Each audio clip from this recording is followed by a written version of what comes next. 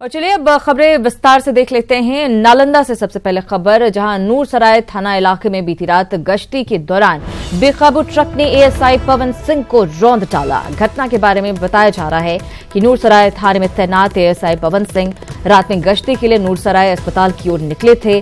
तभी वहां पर लोकसभा चुनाव को लेकर वाहन चेकिंग अभियान चला रहे थे। इसी दौरान ट्रक ड्राइवर ने उन्हें रौंद दिया और रौंदते हुए फरार हो गया। मृतक एएसआई पवन सिंह लखीसराय जिले के नंदनमा गांव के रहने वाले थे। उनकी मौत से पूरे पुलिस महकमे में शोक की लहर है। घटना के बाद एसपी नीलेश कुमार समेत अन्य ने गहरा शोक व्यक्त किया है।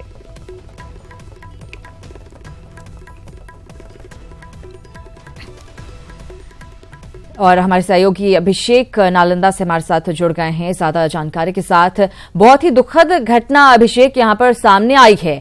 ट्रक ड्राइवर ने यहां पर पुलिस वाले को रौंद दिया है। आखिर इतना मन इनका कैसे बढ़ा हुआ है, किस तरह की घटना को अंजाम दिया है? जी बता दो कि बीती रात की घटना है और जब पवन सिंह अस्पताल मोड़ के पास जाम वाहन चेकिंग अभियान चला रहे थे, उसी दौरान एक ट्रक आया, उन्हें रौंदते हुए भाग निकला। हालांकि घटना के बाद पुलिस महकमे में शोक की लहर दौड़ गई है और फिलहाल पुलिस एएसआई का सब पोस्टमार्टम कराने के बाद पुलिस लाइन लाए गए और जहां उन्हें उनके परिजन को सौंपा जाएगा। फिलहाल घटना के बाद पूरे पुलिस जगत में रोष व्याप्त है। जी बिल्कुल अभिषेक, लेकिन सवाल उठता है कि आखिर पुलिस के लोग जो हैं, पुलिसकर्मी, वो कैसे काम करे अगर इस तरह का माहौल रहा तो? वाहन चेकिंग अभियान चलाया जाता है और ट्रक वाला रौंद कर चला जाता है पुलिस वाले को। जी सबसे बड़ी बात है कि अभी शराब और बालू दोनों जो माफिया है, जो रात में ही ज्यादा धंधा करते हैं और खास करके अपने को बचाव करने के उद्देश्य से ही इस तरह से बड़ी घटना का अंजाम देकर भागने में सफल रहते हैं। जी बिल्कुल शुक्रिया अभिषेक इस जानकारी के लिए। लेकिन सवाल तो जरूर उठते हैं कि आखिर इन लोगों के, इन माफियाओं के मन में डर क्यों नहीं बन पा रहा है? कहीं सख्ती की कमी तो नहीं है? क्योंकि कुछ ऐसे जांबाज पुलिस वाले होते हैं जो कार्रवाई करते हैं, अपनी ड्यूटी को ईमानदारी से करते हैं, लेकिन उन्हें बदले में क्या मिलता है? मौत। देख सकते हैं, इस घटना से भी आप अंदाजा लगा सकते हैं।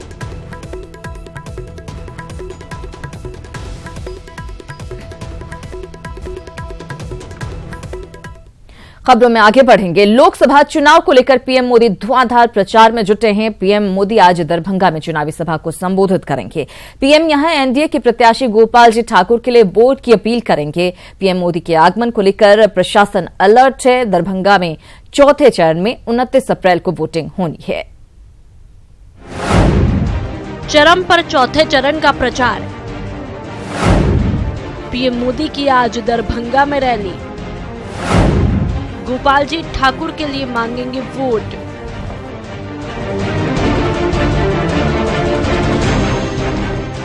पीएम मोदी आज दरभंगा के ऐतिहासिक राज मैदान में चुनावी सभा को संबोधित करेंगे। पीएम मोदी यहां एनडीए के प्रत्याशी गोपाल जी ठाकुर के पक्ष में प्रचार करेंगे और लोगों से उनके लिए वोट की अपील करेंगे। सुबह 9:45 बजे पीएम मोदी रैली को संबोधित कर सकते हैं। रैली में करीब 2 लाख लोगों के पहुंचने का अनुमान है। पीएम के आगमन को लेकर प्रशासन भी पूरी तरह से अलर्ट है।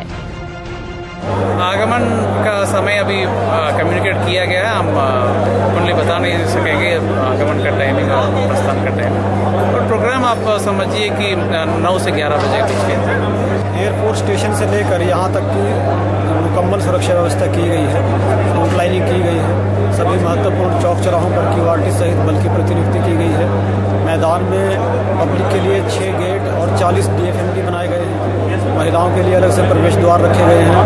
वीआईपी प्रेस के लिए अलग से सेक्टर रिजर्व रखे गए हैं और इसके अलावा एग्जिट के टाइम पर बैरिकेडिंग हटाकर आसान रास्ता देने की व्यवस्था रखी गई है। पीएम मोदी के साथ मंच पर मुख्यमंत्री नीतीश कुमार और डिप्टी सीएम सुशील कुमार मोदी भी मौजूद रहेंगे। पीएम की सभा को लेकर एनडीए के नेताओं और कार्यकर्ताओं में भारी उत्साह है। सब मिथिला के लोग, हम लोग उस क्षण का इंतजार कर रहे हैं जब प्रधानमंत्री जी दरभंगा में उनका आगमन होगा, दरभंगा पर लैंड करेंगे और ऐतिहासिक राज मैदान से वो मिथिला के लोगों को संबोधित करेंगे। उसका इंतजार हो रहा है। ये ऐतिहासिक जनसभा होने वाली है। लोकसभा चुनाव को लेकर पीएम मोदी बिहार में 5वीं बार जनसभा को संबोधित करेंगे। पीएम मोदी दरभंगा में आज एनडीए उम्मीदवार गोपाल जी ठाकुर के लिए वोट मांगेंगे। दरभंगा में चौथे चरण में 29 अप्रैल को वोटिंग होनी है। न्यूज 18 के लिए दरभंगा से विपिन की रिपोर्ट। 2019 के महासंग्राम में प्रधानमंत्री नरेंद्र मोदी और राहुल गांधी आमने सामने हैं, यानी सीधे तौर पर यह चुनाव बीजेपी बनाम कांग्रेस की लड़ाई है। लेकिन बिहार में यह तस्वीर थोड़ी अलग है। आखिर कैसे, ये रिपोर्ट देखिए।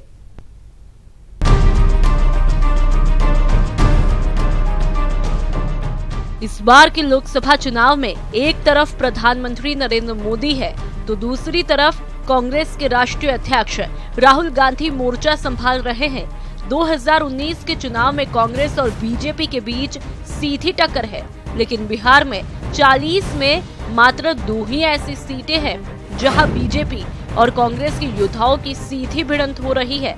बाकी 38 सीटों पर या तो बीजेपी के नेता कांग्रेस के सहयोगी दलों से टक्कर ले रहे हैं या कांग्रेस के प्रत्याशी बीजेपी के सहयोगी दलों से दो हाथ कर रहे हैं।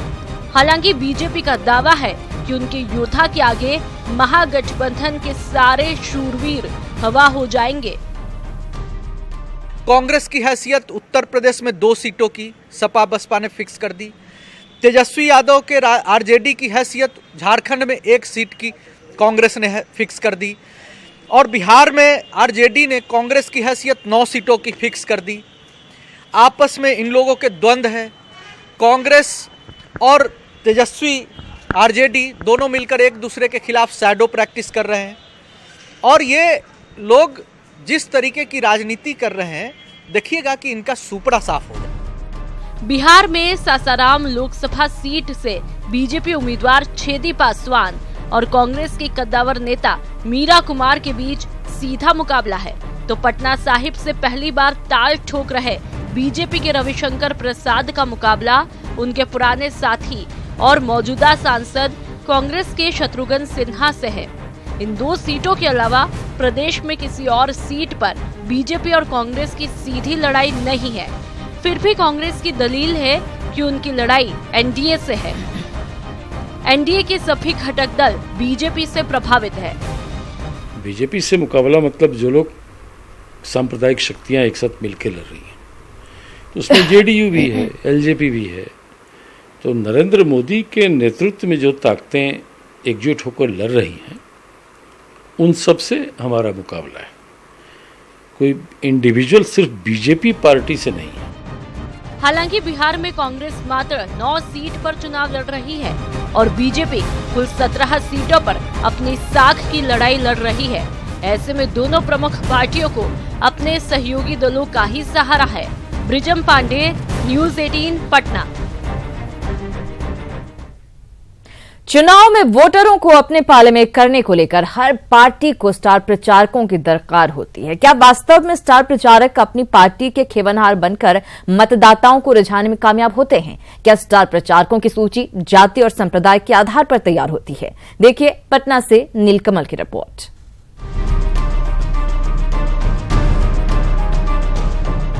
इस बार के लोकसभा चुनाव में एक तरफ प्रधानमंत्री नरेंद्र मोदी है तो दूसरी तरफ कांग्रेस के राष्ट्रीय अध्यक्ष राहुल गांधी मोर्चा संभाल रहे हैं।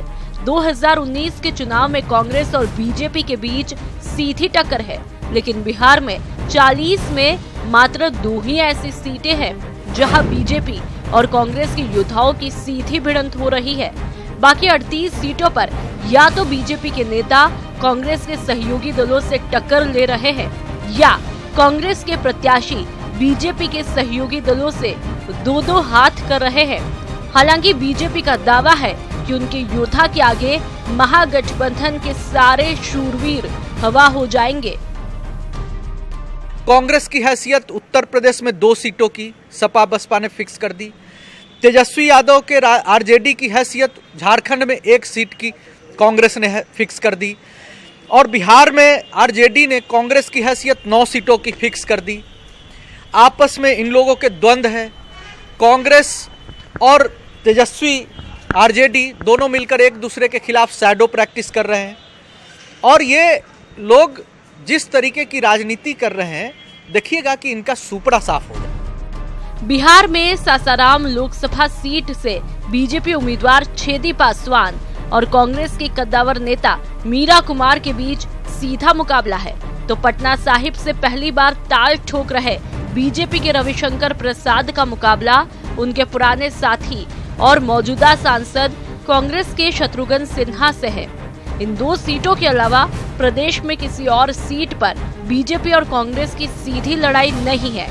फिर भी कांग्रेस की दलील है कि उनकी लड़ाई एनडीए से है।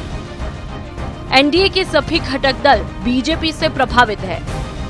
बीजेपी से मुकाबला मतलब जो लोग सांप्रदायिक शक्तियां एक साथ मिलकर लड़ रही हैं, तो उसमें जेडीयू भी है, एलजेपी भी है। तो नरेंद्र मोदी के नेतृत्व में जो ताकतें एकजुट होकर लड़ रही हैं, उन सब से हमारा मुकाबला है। कोई इंडिविजुअल सिर्फ बीजेपी पार्टी से नहीं है। हालांकि बिहार में कांग्रेस मात्र 9 सीट पर चुनाव लड़ रही है और बीजेपी कुल 17 सीटों पर अपनी साख की लड़ाई लड़ रही है। ऐसे में दोनों प्रमुख पार्टियों को अपने सहयोगी दलों का ही सहारा है। ब्रिजम पांडे, न्यूज़ 18 पटना।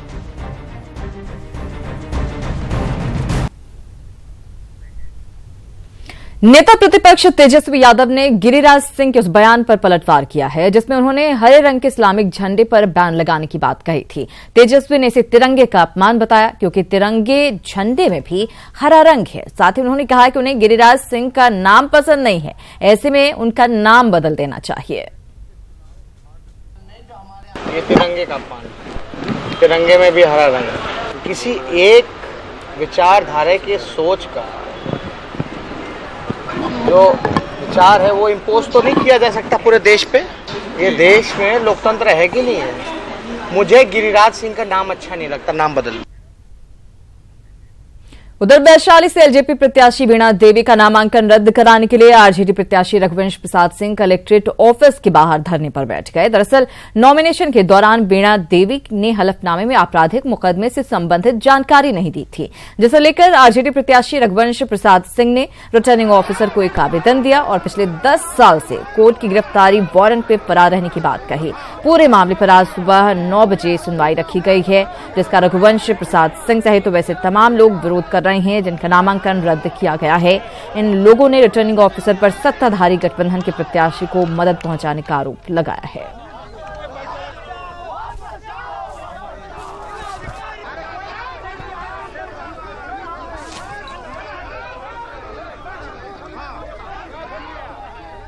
डिमांड है कि तुरंत नॉमिनेशन उनका खारिज हो, श्रीमती वीणा देवी का नॉमिनेशन खारिज हो और दोनों व्यक्ति की गिरफ्तारी हो। वारंट है 2010 से वारंट 9 वर्ष हो गया और गिरफ्तारी नहीं।